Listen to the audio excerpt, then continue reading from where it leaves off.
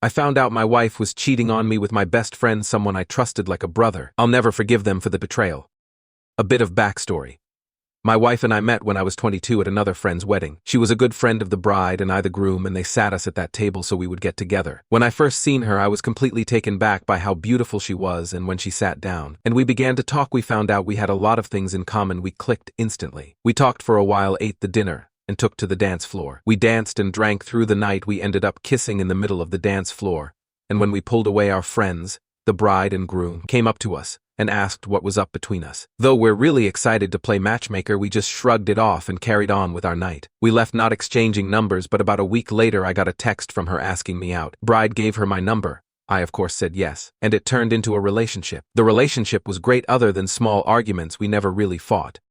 And it was never anything really serious. I eventually asked her to marry me about 2 years into us dating, and we were married less than a year later. We were married for a little more than a year when it all came crashing down on me. Just before our first anniversary, there were little things that were irritating me. She became more guarded of her phone. Girls' nights became more frequent, and our sex life was almost non-existent. I had brought this up on multiple occasions but was brushed off, and that I'm letting my insecurities get to me. She would continue go on as if what I felt and tried to communicate didn't matter to her. So I became colder and colder. I stopped giving her a goodbye kiss as I leave for work, and unless it was something important, we hardly spoke. One night while she slept, I took her phone and laptop and skimmed through her texts, emails and messenger apps and found nothing, and from reading stories on here I checked her car. I grabbed her keys and looked in her car and found a second phone. I knew in that instant what was going on, but I wanted all the evidence for when I call her out. I didn't want her to say something like it had only happened once or anything stupid like that. I looked through the phone and found only one number. I read though every message. I connected the phone to my computer and printed out every message and every photo and spent the night researching divorce lawyers. I spent hours of my day in my at-home office reading bios of lawyers and found one that I liked and emailed him, but as it was a Saturday, he wasn't in the office. I then wanted to know who the guy was. So I grabbed my phone, typed the number I wanted to call and pretend I'm Spectrum, because who doesn't have Spectrum, but Jay's contact popped up. It took me a minute to put 2 and 2 together, but when I did, I blew up. I was yelling and cursing in my office and my wife opened the door to check on me, but when I see her, I told her to get the f out. She closed the door and went to our room. I had never cursed at my wife or raised my voice above a normal volume. All of day I never left my office. I was just silently raging, just glaring at the wall. I called one of my friends, groom from the wedding, and tell him I need to go for a drink and asks if he'll come with me. He must have heard something in my voice because he asked if I was okay. I told him I wasn't, and I really need to drink. So, without word, I took all the printouts and left to go to the bar. I arrived first, ordered 4 shots of Jack and a beer. I was on my last shot when my friend, call him T, arrived and asked what's going on. I told him straight out Ms. cheating. He gave me sympathy and I asked if he wanted to know with who and told him it was Jay. He became visibly irritated. He was the one that introduced me to Jay and all he could say was I'm sorry over and over. Jay and I were never super close. We wouldn't ask one another to hang out, but if we see each other at a get-together we were friendly. I told T don't mention this to anyone as I had just found out and I haven't even spoken to M or a lawyer yet. I asked him not to tell his wife, and if she asked what was wrong with me to say I'm having problems at work. He agreed. We drank and talked for most of the night, then I called an Uber and went home around 3 a.m. It was the first time I looked at my phone since I called T. There was missed calls, a bunch of texts, all from M asking me where I was when I'd be home and if I was okay. I got home and she was asleep on the couch. I just walked up to our bedroom and went to sleep. I woke up with her in the bed, so I got dressed and left the house. I went to go pick up my car and go to my office and buried myself in work for the day, and went back home around 10 p.m. To my surprise, my wife was there to greet me, and she told me she had made me dinner. She asked if I wanted her to heat it up. I told her no and went to bed. She followed soon after asking what's been wrong with me. I told her to leave me alone and that I wanted to sleep. She kept pestering me. Eventually I snapped and yelled, stop, I am trying to sleep, go away. The next morning I received an email from the lawyer asking to meet later in the day, and I confirmed and got ready for my day. I went downstairs to leave and M had made breakfast asking to talk. I made a small plate and sat down. She started by saying I've been acting different and going on and on about how I changed, and she wants to know why. I told her work has been stressful and soon it would be all over.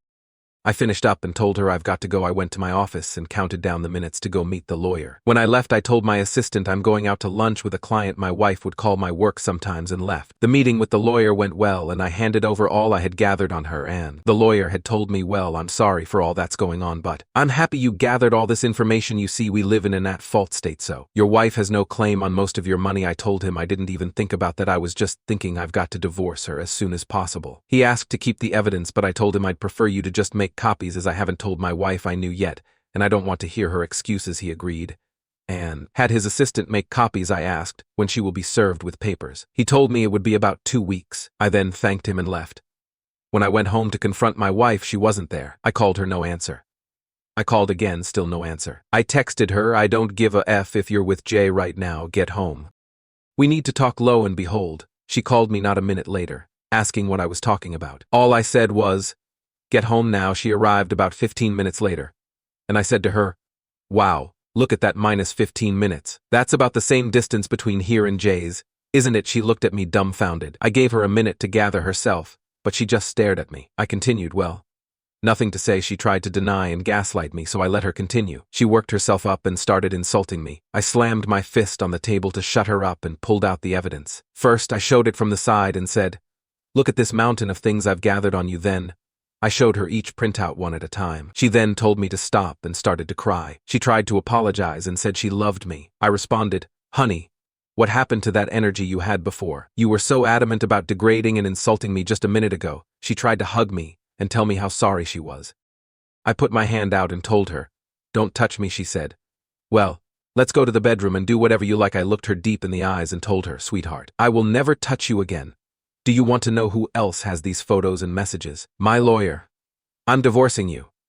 Now, get a bag, gather your clothes, and get the F out of my house. That was 3 days ago, and I haven't heard from her since. I'm sorry if this was long, and if there are any spelling errors. I'm curious, to those who've been where I'm at, what can I expect from here? Thank you for reading. Update. Hi all. Let me first thank everyone who commented or messaged me. I truly appreciate the praise and advice you've all given. I've tried to keep up with the comments, so if I didn't answer yours, I apologize. I hope to answer more of the common questions you've all asked in this update. If you haven't read the first part, go to my page, it's still there. After I posted the first part, you all gave me a ton of advice, so I followed most of it.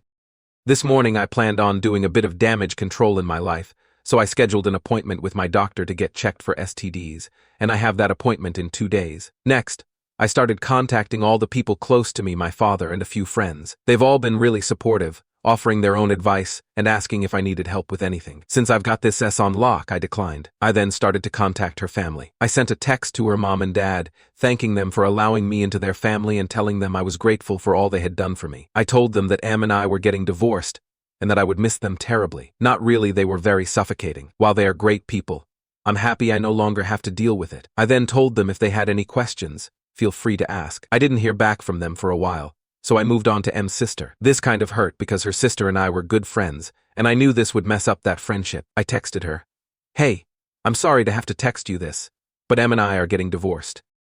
I wanted to thank you because from day one, you accepted me as a brother. I'll be around if you ever need anything from me. Around the time I sent the text, her parents responded back. Here's how the conversation went. Parents, we are so sorry to hear this. What happened?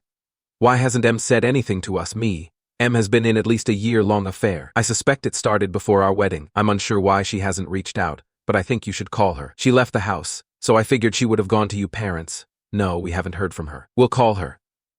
Thanks for letting us know. Are you sure she was having an affair? Me. I am positive. I found their texts. Parents, we're so sorry that she did that. We'll try and get in touch with her after dealing with her family. I moved on to Jay's fiancée. I can't remember if I told you all that he's engaged in the first part, but I know it was brought up in some comments. I thought this was going to be difficult, that Em and Jay would have conspired some master plan. But either Em didn't tell him I found out, or they're just idiots. I sent her a text around 2 p.m.